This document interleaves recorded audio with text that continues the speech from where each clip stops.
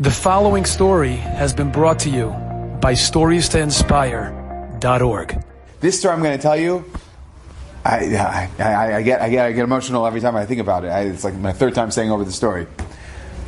This morning, there was an Avrech, I think it was a Rosh Kolel, some Adam Chashuv, who happened to be here early in the Beit Knesset around the same time I was here. And, we were both learning, doing our thing. Then suddenly he turns to me and says, Rabbi, I need a favor.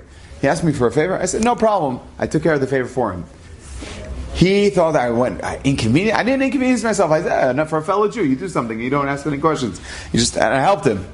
So he felt so obligated to be makir tov towards me. He says, Rabbi, I got to give you something. Now I got to back up a little so you'll appreciate the story. I mentioned to you a few weeks ago, that I taught at Hebrew Academy, and there was a little bit of a more modern bent, a little bit different than me, and HaKadosh Baruch Hu wanted me to be there for 3 years. And then afterwards, we parted ways amicably because we had a different hashkafa of what was needed for the school. And there were a number of boys that I made a very big impression on, Baruch Hashem, such a zechut. And there was a family in particular that I was very close to, and there was a young 6th grade boy who, Baruch Hashem, I made such a good connection with him. He told his father, I want Rabbi Sova to teach me my bar mitzvah lessons as well. So, I had a good bar mitzvah teacher myself, and he taught me to do the trup, the ta'amim, and I taught this young boy as well. And I hear a rumor years later that this boy is making a mint off of doing Kriyat Torah from various shuls, going from place to place to place. I did not get a cut, but that was fine. I was just happy that he was doing that, and I was happy that he obviously has a talent for it, and very good. I got him on his way. Okay. I was walking into one of the stores, the Jewish kosher stores, and suddenly a guy chases me down, Rabbi Sova, and I see it's the father of this young boy. He says, my son is a chatan, he just got engaged. I said, oh wow, Mazal tov, you have a picture of the chatan and kala. Now, you have to imagine, it's a modern boy, so I was imagining what the kid looked like. He showed me a picture. I was like, no, really, you're joking, right? I said, no, this is my son.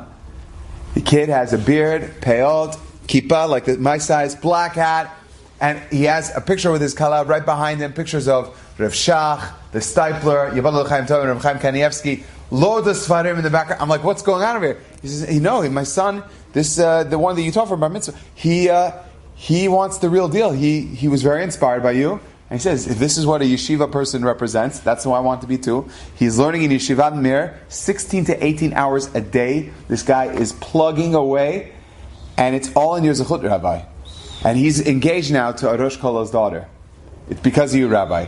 I told him, I said, I could die right now. And then he showed me a picture of his older son that I taught as well. And he said his older son married a Rosh Yeshiva's daughter in Eretz Yisrael. I'm like, what?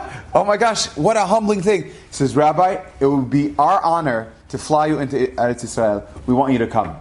I said, okay, all right. But we all know that bidud, quarantine, is very severe in Eretz Yisrael, and they take it very seriously. The Rosh Kolel in Miami Beach, Rabbi Yaakov Gross, was just there recently for a brit of his grandson. He came into the country. They gave him a PCR test immediately. He was negative. They gave him a serological test as well. Also, he had antibodies. He was good to go. He left the airport, went to the brit, turned right around, getting ready to go back on the flight. He said, Habibi, wait 1 second. Where are you going? He said, where am I going? I came in. I can come right out. Give me a PCR test. I'll go. No, you don't know the rules? What rules? Bidud l'shivat yamim.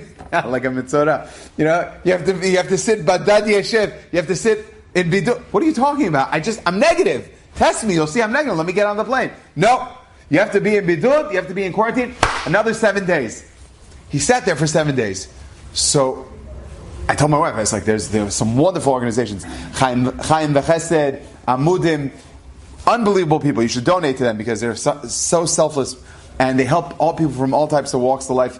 And I reached out to them. I said, is it true, bidud? They gave me conflicting reports. It always changes. Depends who you're talking to. Like most of the things, right? Depends who you're talking to, what mood they're in. If you remind them of a good neighbor or a bad neighbor. The point is that you're really taking a risk. So my wife's begging me. She says, please, I don't want you to get stuck. It's not kedai for me and for my kids and for your job and all these things. People need you back, for you to turn right around. So my plan was I was going to take an El Al flight, non-stop from Miami, go to Eretz Yisrael. I was going to go there on Tuesday, arrive Wednesday morning. Chatana is this past Wednesday. I was going to go to the wedding in Modi'in Illit, and then go for Shabbat in Bnei Brak, and then Motzei Shabbat go to Miami. That was the plan. So when my kids heard that I was going to go to Eretz Israel, they say, what is the reason why people go to Eretz Israel? One word, candy. That's why we go to Eretz Israel. Not Eretz Zavat Chalav Dash. Eretz Zavat Badatz. And it has the best achsherim and candies out there. So therefore, they had a whole reshima, a whole list of things that they wanted me to get for them. Gummy bears and sticks and chocolate. They had a whole thing that they wanted me to get. And they said, okay, we're looking forward to you going. Make sure you go there, okay? And when I came back and told them, I'm sorry, I'm not going, their faces fell. They go, what? You're not going to get us the candies? Now, fast forward to today. Today's Thursday. This person asked me for a favor. He's a Rosh Kollel in Yerushalayim. I did the favor for him.